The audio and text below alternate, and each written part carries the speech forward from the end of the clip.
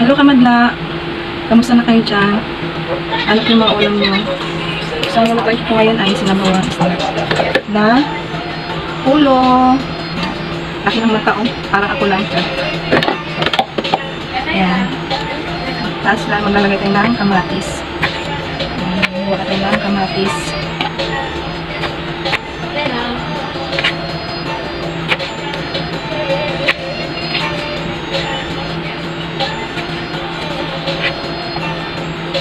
Tapos sibuyas.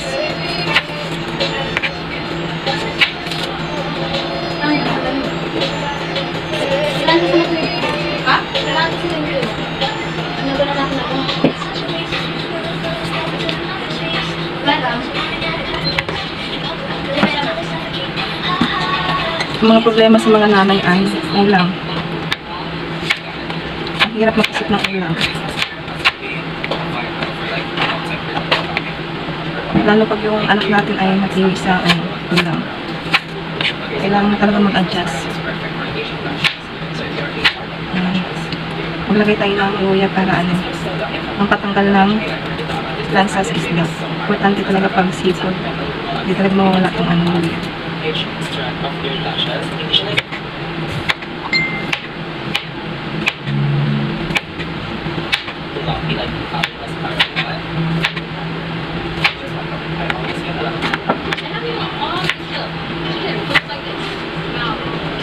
Sarap naman ulit na luya. Mahal-mahal pa naman. 10 piso.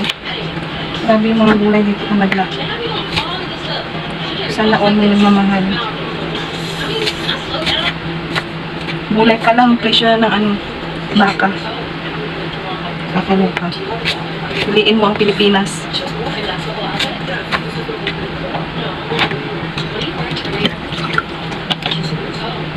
Yan, tapos maglalagay ako ng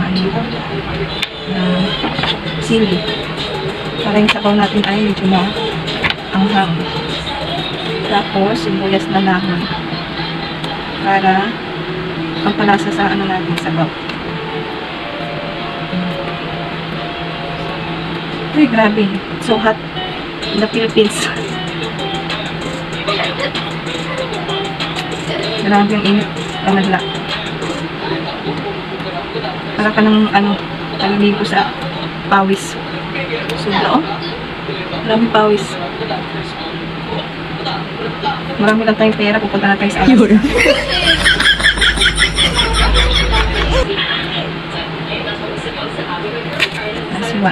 Hiwain na natin siya ng medyo mahaba-haba kasi sabaw siya. Ayan, mabalikan ko kayo mamaya kamadla. Dito tayo sa ating position. Ayan, madali lang po kamadla. Dalagyan natin siya ng tubig.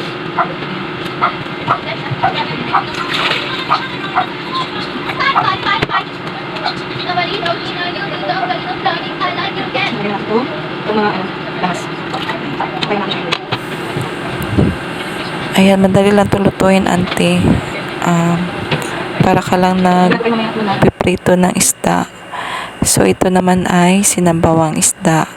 So, maglagay lang tayo ng tubig dyan. Then, pakuluan lang natin. Then, pagkatapos po kumulo ay ilalagay na po natin yung isda natin kanina. Ayan. Ang lalaki ng mata ng isda nagmana sa pagluto. Charot.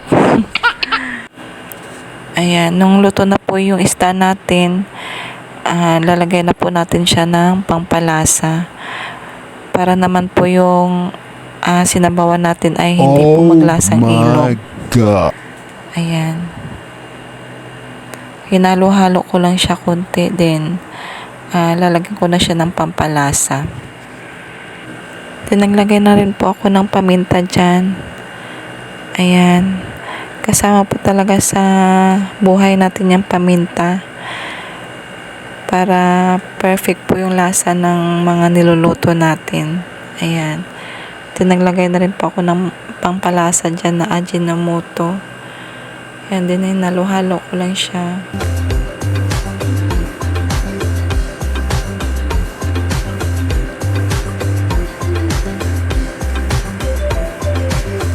Then nilagyan ko na rin po siya ng asin.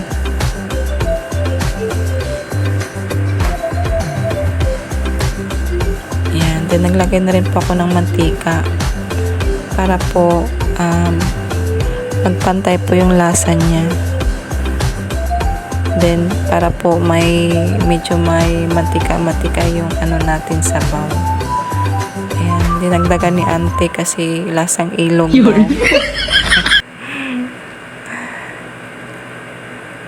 Ayan.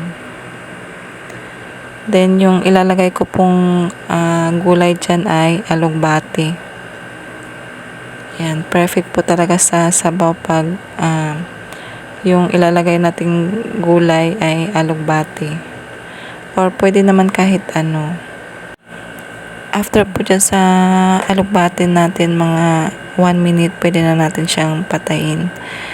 Ayan. Diyan na po nagtatapos ang ating Cook with Love. Thank you for watching, kamadla.